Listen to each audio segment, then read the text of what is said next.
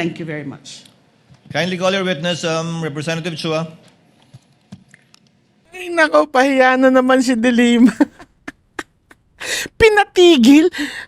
Una sinitan na eh. Huwag mo nang ano yun yan ha. Proceed to your ipakilala mo na yung witness mo. Ewan ko kung masasabi mong tarantada ba itong babaeng to. Inulit mong pa talaga.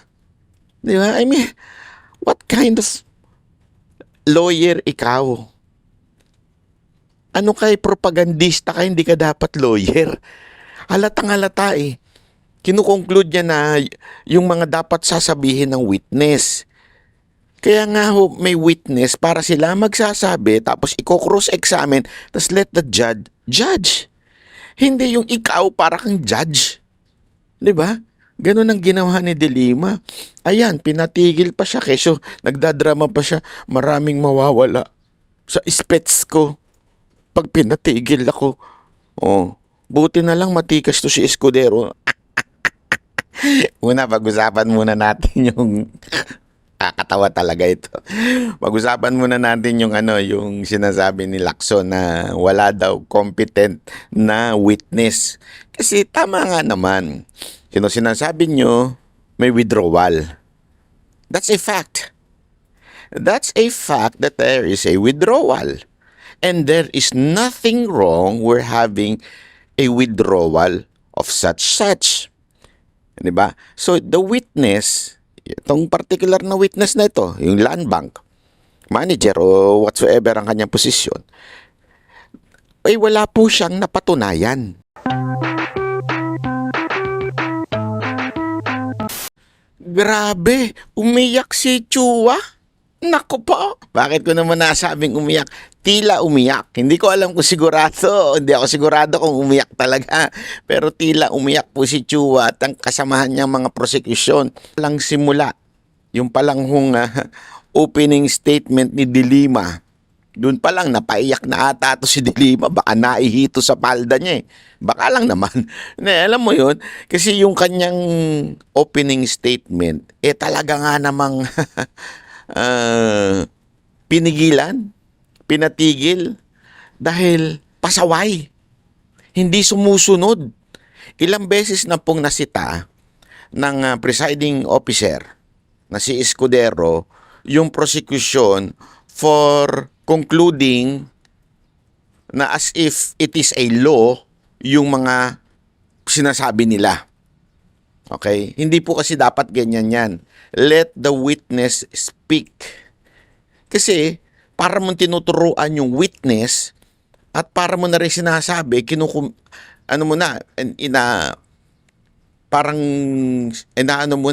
nilalagay mo na sa utak ng mamamayang Pilipino na nanonood, even the senator judge, na talagang merong illegal na ginawa si VP Sara Duterte. Hindi dapat yun. Hindi appropriate yun. Dapat, hayaan mo yung witness nyo. Kaya ka nga nagpipresenta ng witness para patunayan mo yung mga sinasabi mong pag-aakusa. Tapos, after all the witness has been presented, doon ka magko-conclude. Based on the ganito is ganyan. There is a guilt o sabihin natin convicted as dapat siyang makonvict bilang vice president at dapat siyang ma-impeach. Yun dapat yun. Sa ending po yun. Ilang beses na pong sinita ni Escudero yung mga umuusig kay VP Sara Duterte na tigilan nyo yan. Hindi dapat ganyan. Hindi dapat kayo nagsasalita ng ganyan. Hayaan nyo muna yung witness. This time, inulit na naman ni De Lima. Parang hindi abogado itong si De Lima. Parang hindi niya alam. Or, baka naman, talagang nais lang niyang magpakalat ng propaganda. Kasi feeling ko, itong prosecution, wala naman po talaga silang matibay na ebidensya laban kay VP Sara Duterte. So, dinadaan nila sa drama. Di ba, ganyan din yung nangyari dun sa una, yung si makeup lawyer na nagme-makeup, yung lalaki, puro drama. Yung si Cheljok, no, puro drama, para bang nangangampanya. Eto na naman, puro drama na naman.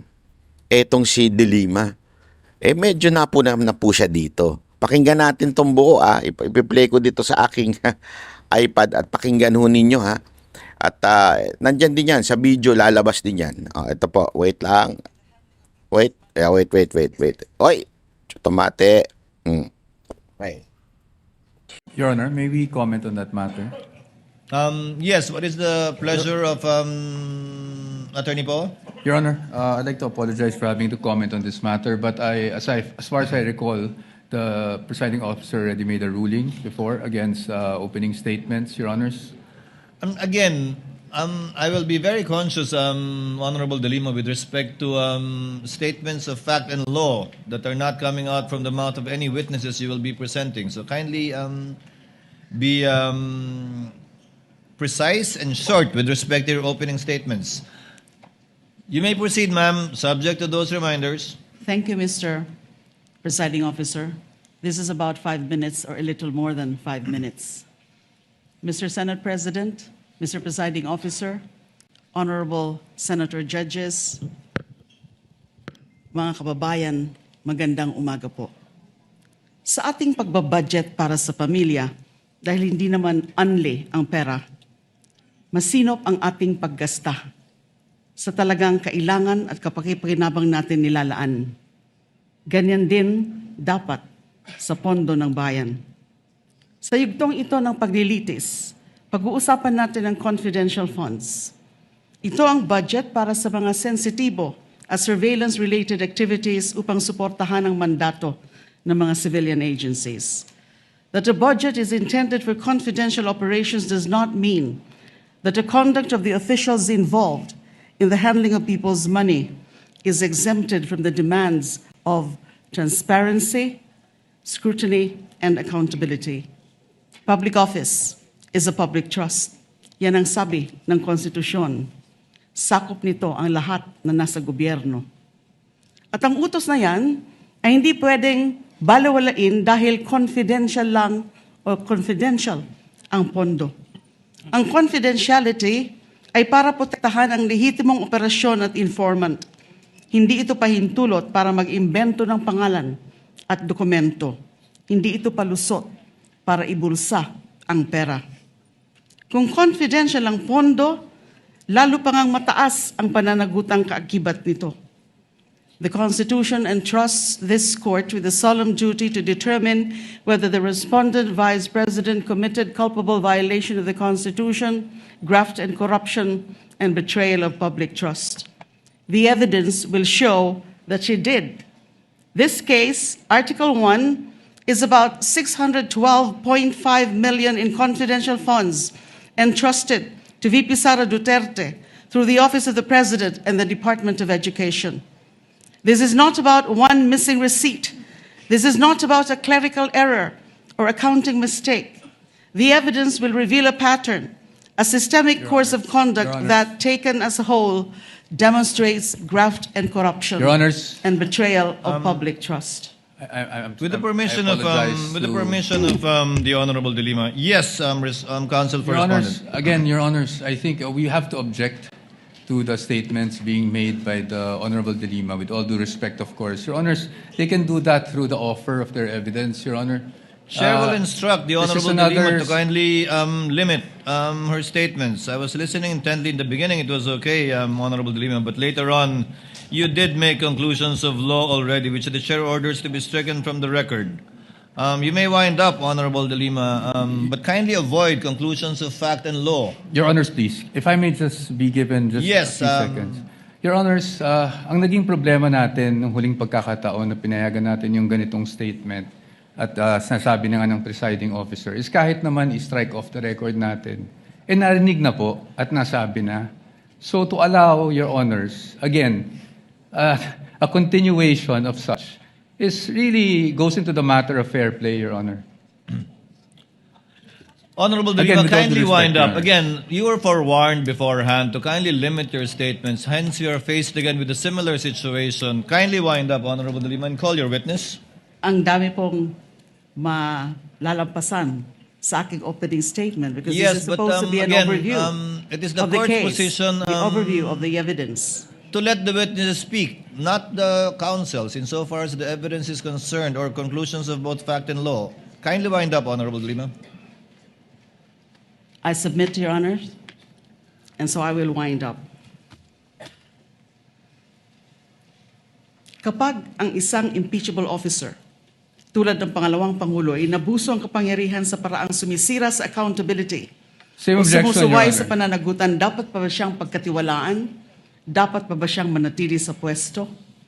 When the Filipino people entrusted their money to Vice President Sara Duterte, was that trust honored? That question will not be answered by politics, by general denials, by press releases. It will be answered by the witnesses, by the documents, by audit, and by the evidence, and the prosecution is ready to present it. Sa kabuuan ng ebidensya, makitang hindi lang mga simpleng irregularidad ang nangyari. Objection, Your Honor. Malinaw Again, ito. objection, Your Honor. Honorable Ang De Lima, I would sistematikong have to paraan. stop This you. is out of I would have line. to stop you at this point. The continuing objection of the respondent is duly noted. I would have to stop you at this point. And I have to my stop due now. apologies, but kindly call your witness already. Thank you, Your Honors. I submit. Thank you very much. Kindly call your witness, Representative Chua. Ay, nako, pahiya na naman si De Lima. Pinatigil. Una sinitan na eh. Huwag mo nang ano yun yan ha. Proceed to your ano, ipakilala mo na yung witness mo. Ewan ko kung masasabi mong tarantada ba itong babaeng to. Inulit mo pa talaga. Di ba? I mean, what kind of lawyer ikaw? Ano kay propagandista ka, hindi ka dapat lawyer. Halatang halata eh. Kinukonclude niya na yung mga dapat sasabihin ng witness. Kaya nga ho, may witness para sila magsasabi, tapos i-cross-examine, tapos let the judge. Hindi yung ikaw para kang judge. Di ba? Ganun ang ginawa ni De Lima. Ayan, pinatigil pa siya. Keso, nagdadrama pa siya. Maraming mawawala sa spets ko pag pinatigil ako. Oh, buti na lang matikas to si Escudero. Honestly ha. Pero, hindi kasi sinasabi ni ba medyo malambot pa nga daw si Escudero. Kasi as much as possible, kailangan maging fair. Kailangan talaga hindi maging lenient. Iba kasi yung sa court eh. Kung sa judge siya, baka na-contempt pa yan eh. Di ba? Napagalitan. May mga ganong striktong judge eh. Hindi lang nagpagalitan, na-contempt pa. Dahil tigas ng ulo ay sumunod. Kasi actually hindi lang, dalawang beses sa kanya during that speech, pero may mga una pang lawyer o prosecution na nasita na tungkol dyan. Eto nga, nasita na, pero pinagpatuloy niya pa rin. Di ba? Kaya nga sabi niya, I have to cut you off. Kailangan nang itigil. Kasi tigas ng ulo mo eh. Gusto mo ng bastusan tayo. Parang ganun na salita ni Escudero. Gusto mong bastusan? Sige, bastusan tayo. Tigas ng ulo mo eh. Kita mo na sinabi ng wag mo nang gawin yan, gagawin mo pa, animal ka. Kung ako yung judge, ganun eh. Kung ako yung presiding officer, tigas ng ulo mo, bata. Bakit ganyan ka, sinabi ng wag mo nang i-introduce mo na yung witness, inulit mo pa. Bobo ka ba o tanga? Gaganunin ko yun. Buti na lang, hindi ako senador at hindi ako presiding judge. Di ba? O presiding officer. Anyway, ganun na nga po nangyari at dahil po doon, ang nirereklamo naman po ng defense, Your Honor, eto, may punto rin yung defense dito eh. Your Honor, since nasabi na, sana naman, una pa lang, parang ganun ang dating, una pa lang, patigilin nyo na. Kasi this is not the first time. This is not the second time. A lot of times. Sana, parang sinasabi ng defense, sana naman, presiding officer, pag sumisimula pa lang at nag-object na kami, at obvious naman na ang conclusion nyo rin as a presiding judge, nagko-conclude na yung prosecution, huwag nyo nang patuloyin.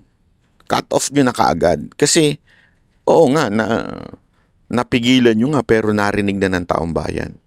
So, yung propaganda na ipakalat na. Remember, iba po kasi yung hearing, iba po yung press con, at iba po ito. This is an impeachment court.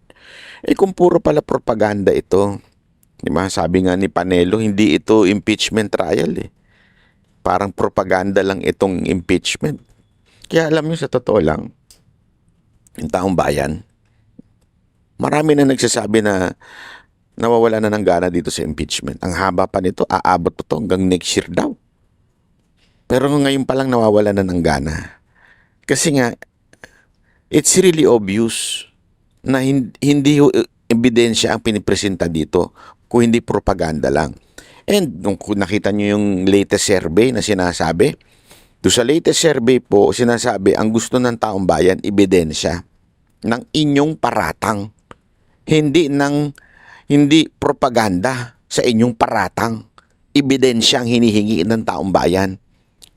Ayan, napapahiya tuloy sila. Ito pa, ipi-play pa natin itong iba pang mga videos na napaka-importante din na ano.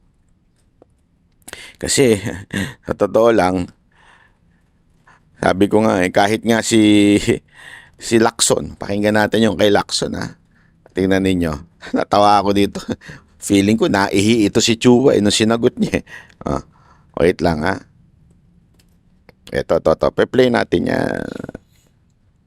Wait lang. Ayan. Senator Lacson, may proceed. You have Thank 2 you, minutes, sir. Mr. Presiding Officer.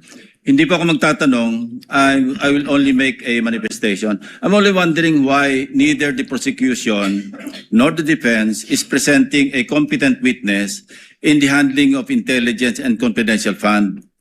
Kasi po, in my previous life, sa intelligence, sa law enforcement, ang natatandaan ko, kasi limited yung purpose ng intelligence at saka confidential fund. Nagtataka lang ako, nakita ko yung regularity ng withdrawals ng cash parang every quarter except for December, December 20.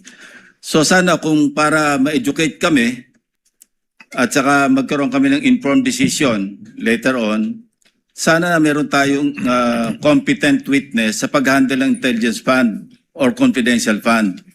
Para nang sa gano'n naman, ma-appreciate namin at matanong din namin sarili namin, regular ba yung every quarter kasi January, April, tapos July, di ba? Parang regular eh.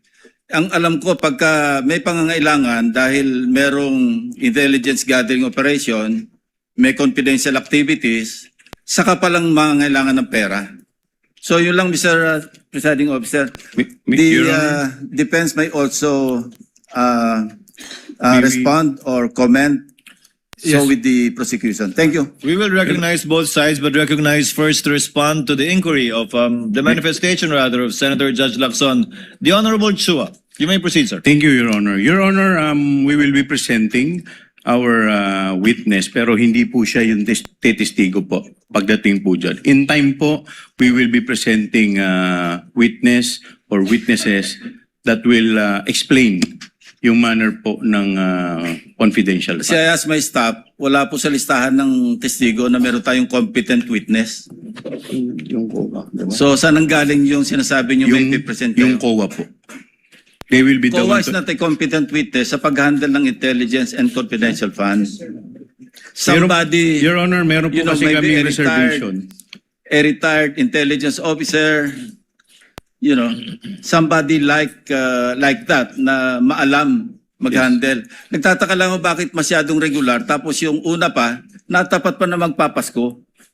Yes, Your Honor, may present po kami, pero kung makikita po ninyo dun sa aming pre-trial brief, meron po dong reservation. Thank you. Thank you po. Confidential pa daw po. The Honorable Attorney Power, rather, is recognized for your comment to the manifestation of Senator Lacson. Thank you, You may Mr. proceed, sir. Presiding Officer. Same comment actually with the prosecution, Your Honors. Meron din po kasi tayong mga reservations. So we will present when we feel necessary, Your Honors. Sa ngayon nga, confidential pa din yung witness niya.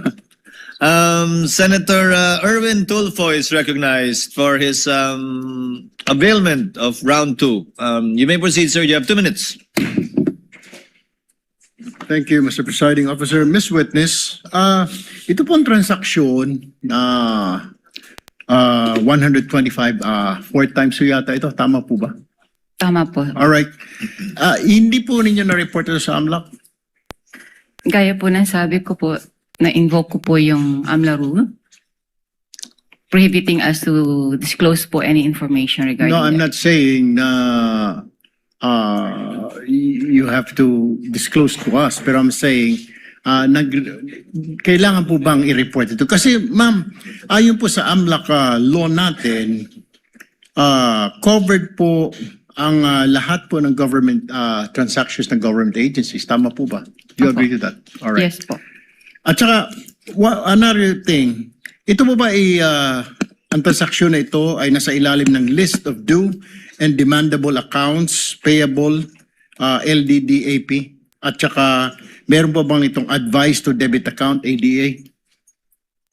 Meron po silang advice na nai-issue po dyan.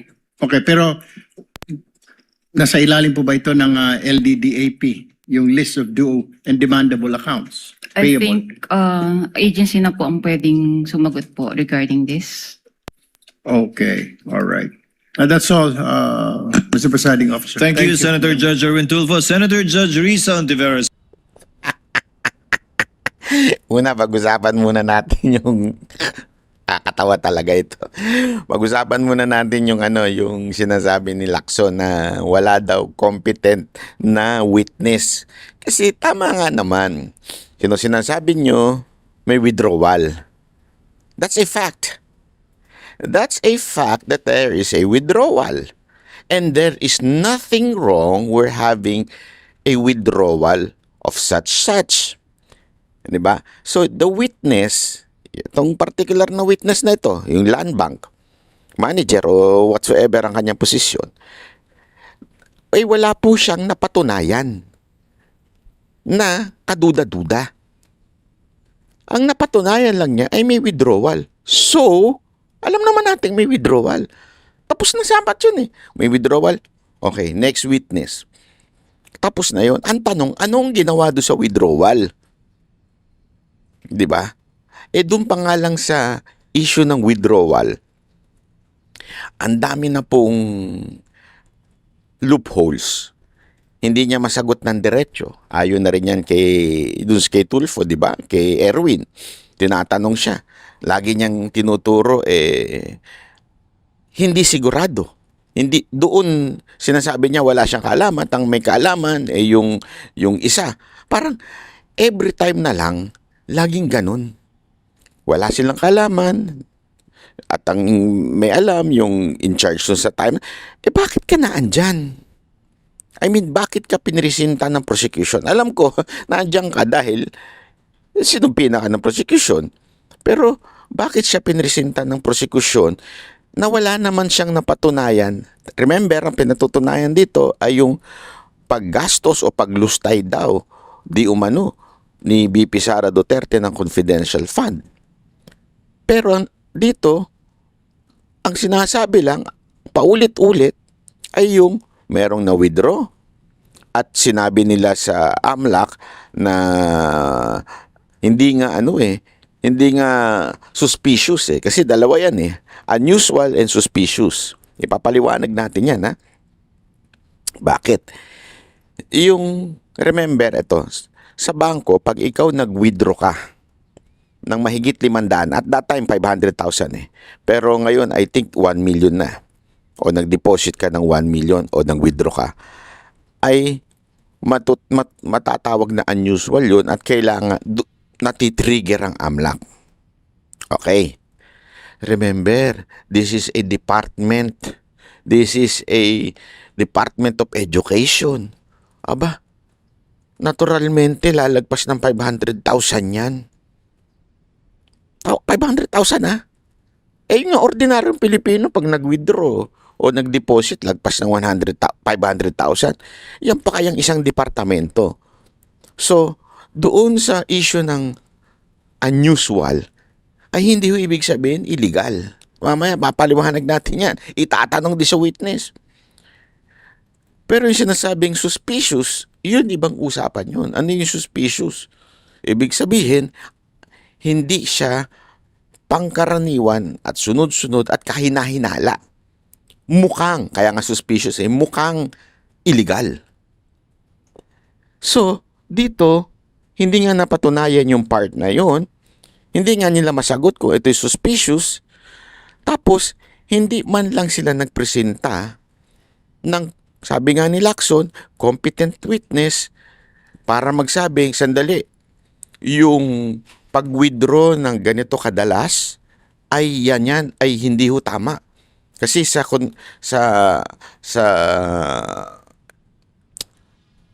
confidential na issue o yung sa ganyang klaseng area, yung intelligence, hindi naman ganyang kalaki ang withdrawal. Sana ganun yung sinasabi ni Lacson.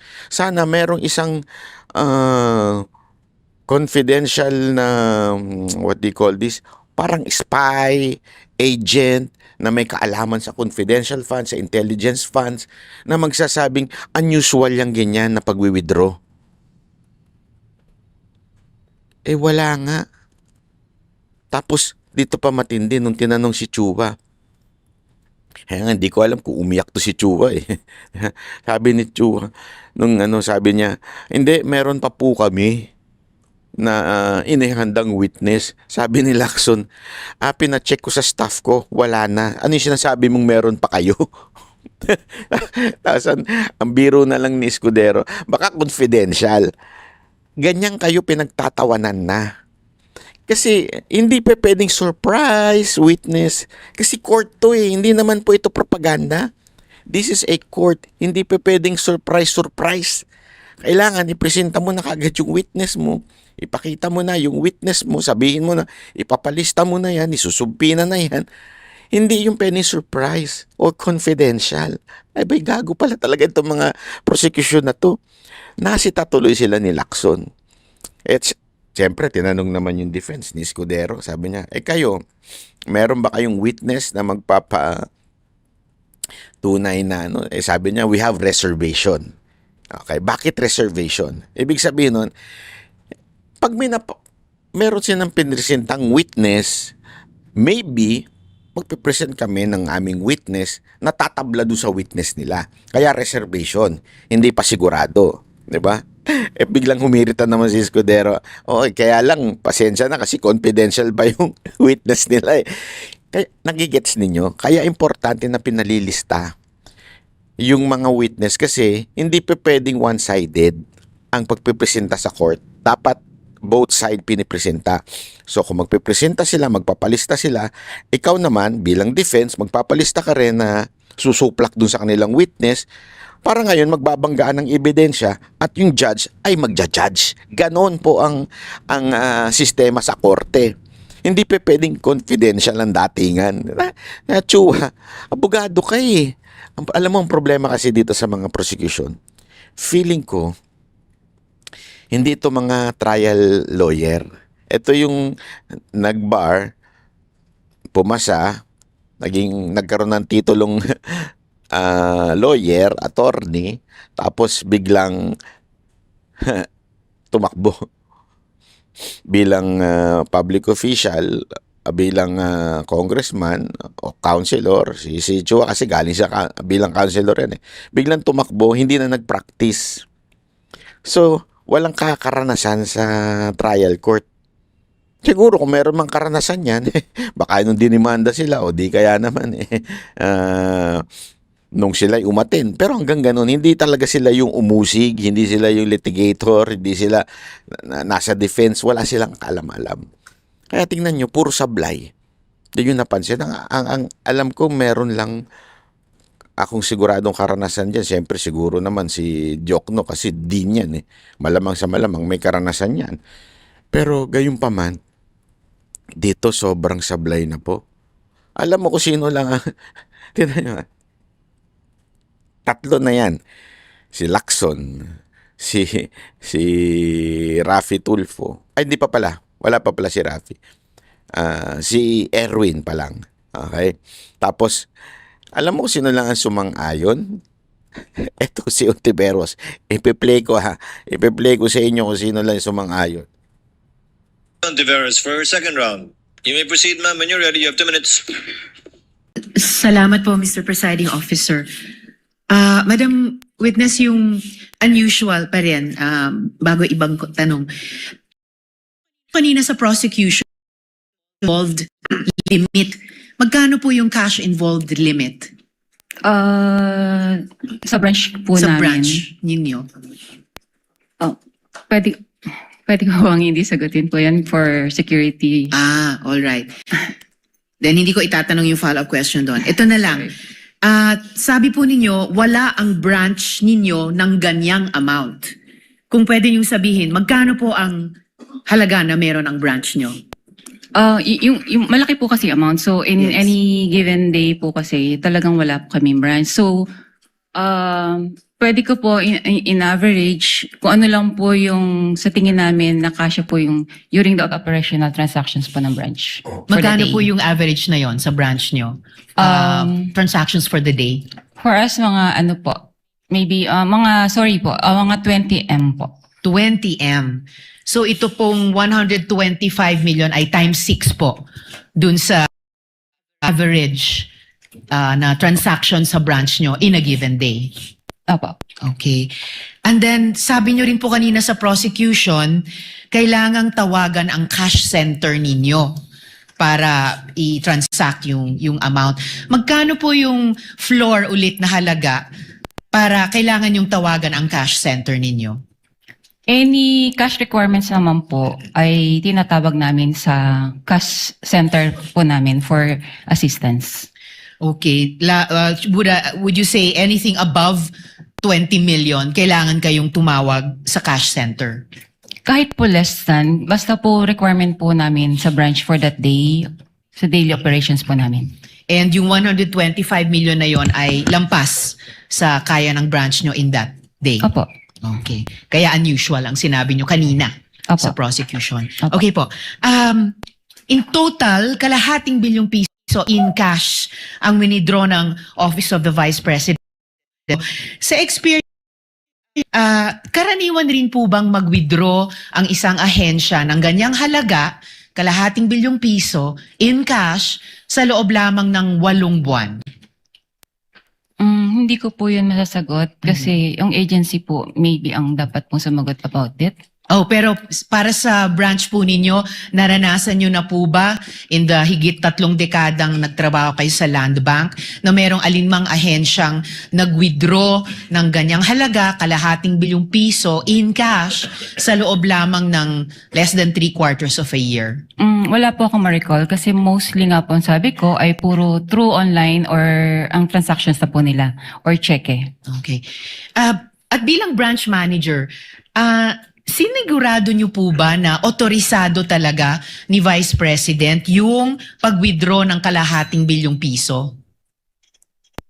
Meron naman po kasi silang inisyong advice. So binase naman po natin yung check Gina Costa na ito po ay may advice na po and funded. Alright. So batay dun sa issue advice ni Ms. Jean Acosta, yun na yung pagtitiyak nyo na otorisado ni VP yung pag-withdraw nitong kalahating bilyong piso in Opo. cash. Opo. Salamat po. Salamat, Mr. Presiding Officer. Last 2 questions if there's a...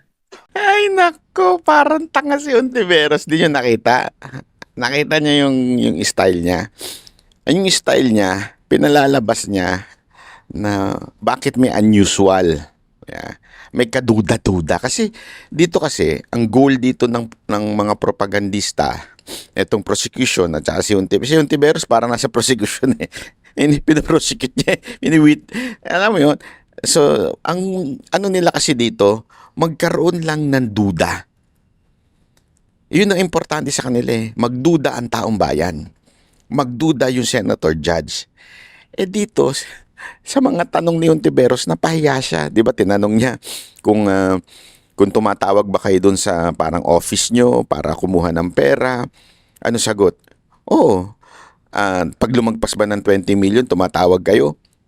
Actually, sabi niya, kahit hindi lumagpas ng 20 million, talagang tumatawag kami nun kasi kumukuha kami ng pera dun. So, ibig sabihin, there is nothing na pagdududahan mo.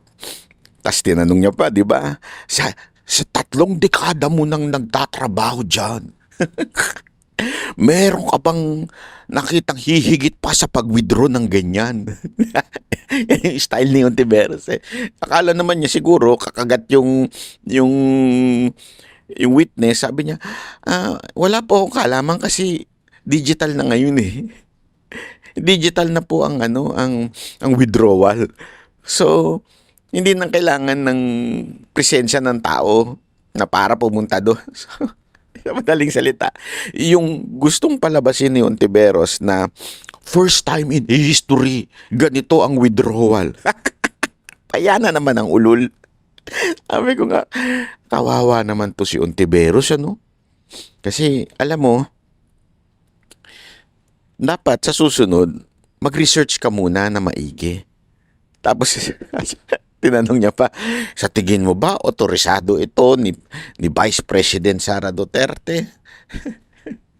Matik naman eh. Anything na lumabas sa departamento, kailangan otorisado. So parang sa kanya, there is, sinasabi ng witness, not directly, but indirectly, sinasabi niya, there is no suspicious. Which is hindi naman sinabi niya sa mga ibang statement eh. There is no suspicious sa nangyari. Unusual because, again, dahil sa paglumagpas ka na ng 500,000, kailangan nang i-report sa AMLAC. Matik yun. Mapa-private, mapa-public.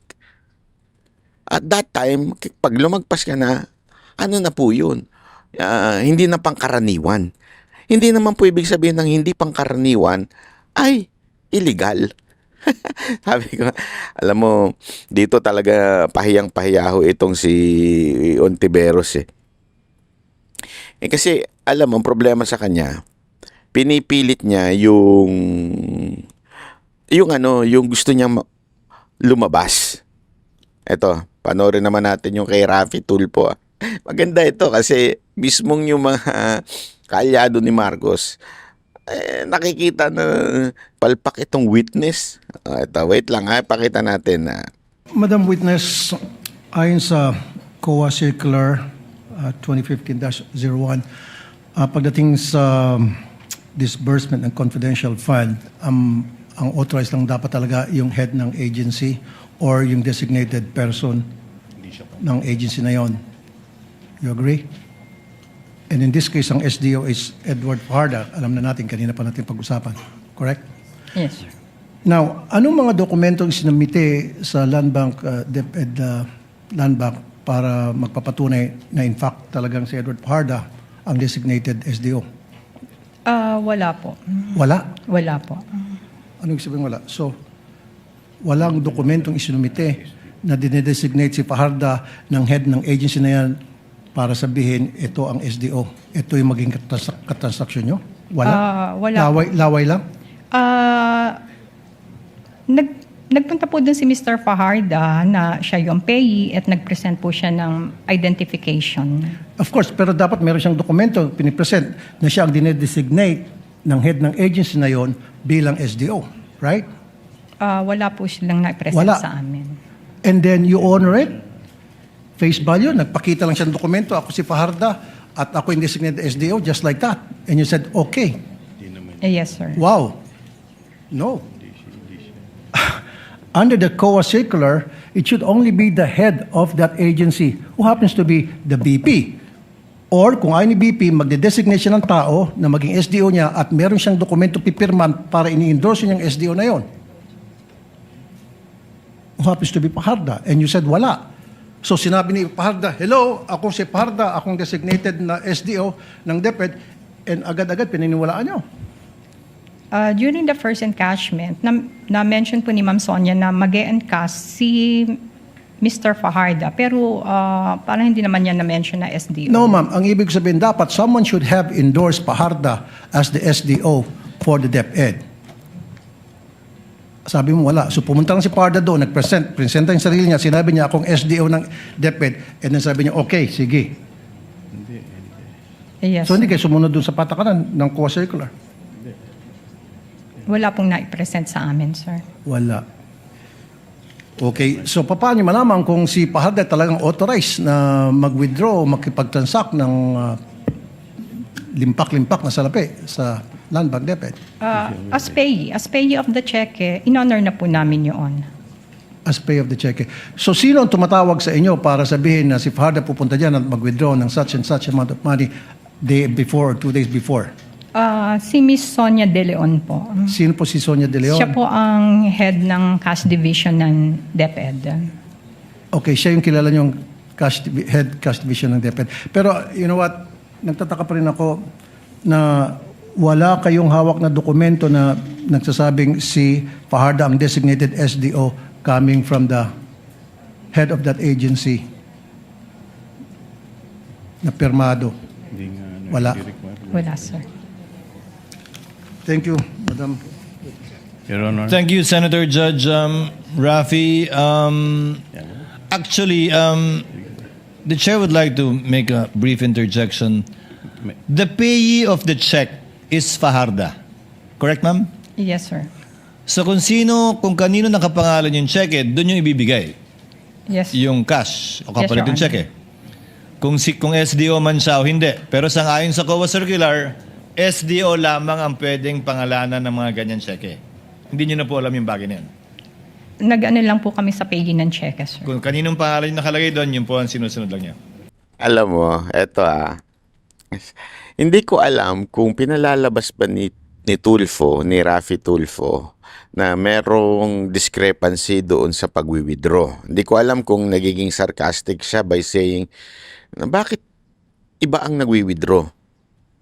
Pero nilinaw naman noong sa Land Bank na syempre kung nakanino yung payee, ala naman ibigay sa iba kung ibang pangalan na andyan. At ano naman yun? Yun po ay bank standard na pag may payee, pangalan ko, ito pangalan ko, tapos magbibigay ako ng ID, at ako yan.